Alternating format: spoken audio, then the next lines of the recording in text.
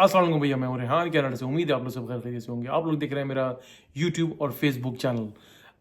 जैसे कि मैं अक्सर आपको ये वीडियोस ही बनाता रहता हूँ, आपको वीडियोस में बताता रहता हूँ कि भाई कनाडा के हालात कैसे चल रहे हैं, कनाडा की इमिग्रेशन के क्या हालात हैं, क्या अपडेट्स हैं, क्या न्यू अपडेट्स आ रही हैं, क्या होने वाला है, क्या नहीं होने वाला, क्या आप लोगों को करना चाहिए, क्या नहीं करना चाहिए।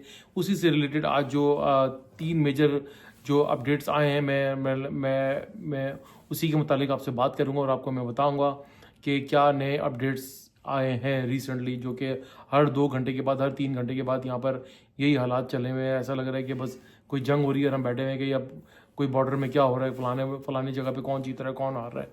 तो एनीवे ये इसी तरह की सिचुएशन हुई हुई है यहाँ पर। बेचारे जितने इंटरनेशनल स्टूडेंट्स आए हुए हैं, जितने विजिटर आए हुए हैं यहाँ पर, जितने लोग वर्क परमिट के लिए बैठे हुए हैं यहाँ पर, उन सब की इस वक्त जो है हालत जो है बहुत पतली हुई है, स्टॉक एक्सचेंज की तरह हुई हुई है कि कहीं मार्केट क्रैश तो ना कर जाए। मार्केट इस वक्त उन 3 लोगों के लिए ही क्रैश की हुई है। तो सबसे पहले देखते हैं, बताते हैं आपको जो यहाँ के ऑनरेबल इमिग्रेशन मिनिस्टर है मार्क मिलर साहब, उन्होंने ये ऐलान किया है कि भाई जान, ये जो फ्लैग पोलिंग थी, मैंने आपको पहले भी बताया था कि फ्लैग पोलिंग क्या होती है। फ्लैग पोलिंग अब उन्होंने बंद करने जा रहे हैं। वो फ्लैग पोलिंग ये होती थी कि जैसे लेट सपोज आप यहाँ पर विजिट वीज़े के ऊपर आए और विजिट वीज़े के बाद आपको कोई वर्क परमिट वगैरह ऑफर हो जाता है और वो उसके लिए आप अपनी कंट्री में जाएंगे तो वहाँ से आपको एक लंबा प्रोसेस होगा, या यहाँ बैठे बैठे ऑनलाइन अप्लाई करेंगे तो इट टेक्स लॉन्ग। तो दूसरा फ्लैग पोलिंग अगर करेंगे, अगर आप बॉर्डर पे जाते हैं तो आपको राइट अवे सेम डे ही आपका ये काम हो जाता है। तो उसमें हो ये रहा था कि भाई वहाँ पे बॉर्डर पे जो है बहुत ज़्यादा प्रेशर आया हुआ था। और साथ में करंटली आपको पता है कि यूएस का बहुत ज़्यादा इस वक्त प्रेशर आया हुआ है कि भाई ये आपने जो तमाशे लगाए हुए हैं, ये बॉर्डर्स वगैरह के ऊपर जो इतना रश बढ़ा हुआ है, ये इससे हमारे सारे काम जो है वो बड़े इफेक्ट हो रहे हैं। तो पहले उन्होंने 3-4 सेंटर्स को ऑन करा था जो वहाँ पर जाके हो रहा था ये फ्लैग पोलिंग। अब उन्होंने तकरीबन ऑलमोस्ट सारे के सारे ही बंद कर दिए हैं। तो ये चैप्टर तो उन्होंने कर दिया close. Flag polling is not any more now, like अब बिल्कुल वो ख़त्म हो चुकी है। फ्लैग पोलिंग का सिलसिला तकरीबन ख़त्म हो चुका है। जो लोग यहाँ पर विजिट वीज़े पर आते थे, जो लोग यहाँ पर विजिट वीज़े पर आकर उसको कन्वर्ट कराते थे बॉर्डर पर जाके, उनके लिए अब कोई ऐसा सिलसिला नहीं रहा है। नंबर 2, यहाँ पर LMIA हुआ है, जो कि मैंने आपको पहले भी बताया था। LMIA के ऊपर जो है यहाँ पर आप जब LMIA लेने के बाद एक्सप्रेस एंट्री के ऊपर आपको 50 पॉइंट्स मिल जाते थे, वो 50 पॉइंट्स ख़त्म कर दिए गए हैं।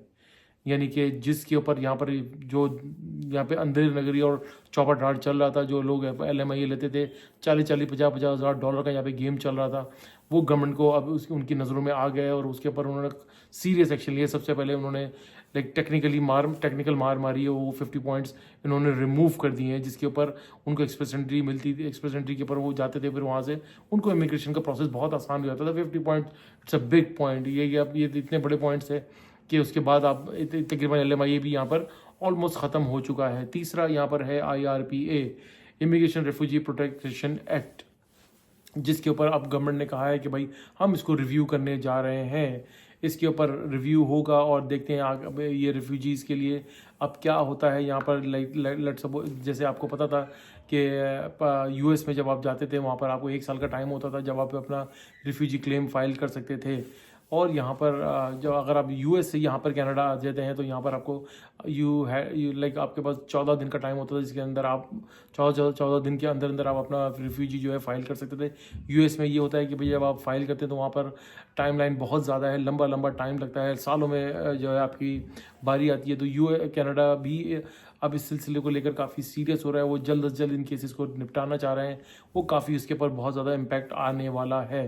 तो ये हालात, ये 3 चीज़ें जो है बड़ी जो है मेजर उन्होंने हाथ मारा है। देखिए अब आगे क्या होता है। लेकिन सुनने में ये भी आ रहा है कि मैं आपको जल्द से जल्द इसका अपडेट दूंगा कि 2 PR के पैथवेज आने वाले हैं। देखिए मैं अब इस पॉइंट के ऊपर ये आना चाह रहा हूँ कि ये 3 रास्ते इन्होंने ये बंद करे कि भाई फ्लैग पोलिंग इन्होंने बंद कर दी, LMIA की 50 पॉइंट्स इन्होंने रिमूव कर दिए, ख़त्म कर दिए, और IRPA के ऊपर ये जो है अब ये इसके ऊपर रिव्यूज़ आ रहे हैं जो कि काफ़ी हद तक वो बहुत चीज़ें चेंज हो जाएंगी। तो अब कहने क्या अब आप सोच रहे होंगे यार कनाडा तो सब कुछ ही बंद कर दिया, अब हमारा होगा क्या। देखिए याद रखिएगा, Canada is a land of immigration and land of immigrants. यहाँ पर आपको 80-90% यहाँ पे जितने लोग हैं इंक्लूडिंग माई सेल्फ, सब यहाँ पे इमिग्रेंट्स ही नजर आएंगे। कोई ना कोई कहीं ना कहीं से आया हुआ ही होता है। आप जितने लोगों से पूछेंगे, उनकी 200 साल पुरानी हिस्ट्री भी पूछेंगे ना, किसी गोरे से मिलेंगे तो वो आपको बताएगा 200 साल पहले मैं आयरलैंड से आए थे, मेरे लाइक फोर फादर्स, हम लोग वहाँ से आए थे, हम लोग आयरलैंड से बिलोंग करते हैं, कोई साउथ अफ्रीका से बिलोंग करते हैं। तो ये यहाँ पर सिलसिला चलता रहता है। और कनाडा को स्टिल दे नीड पीपल। ये भी इस वक्त पॉलिटिकल हालात इस तरीके से हुए हैं, गवर्नमेंट के ऊपर लोकल्स का, यहाँ के लोकल्स का बहुत ज़्यादा प्रेशर है कि भाई जो है इनके यहाँ पे जॉब मार्केट का बहुत ज़्यादा क्राइसिस आया हुआ है, हाउसिंग क्राइसिस बहुत ज़्यादा आया हुआ है।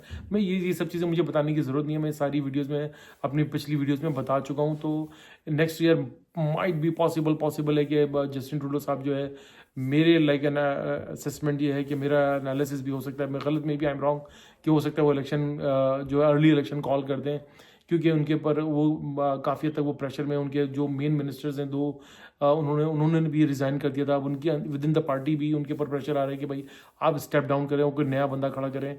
तो ये सब चीज़ें यहाँ पर जो है अनसर्टेनिटी बहुत ज़्यादा हुई है। देखें, लेट्स सी नेक्स्ट ईयर क्या होता है। लेकिन मैं आपको इतना बता दूँ कि ये रास्ते कभी बंद नहीं होंगे, कुछ ना कुछ इमिग्रेशन का सिलसिला चलता रहेगा।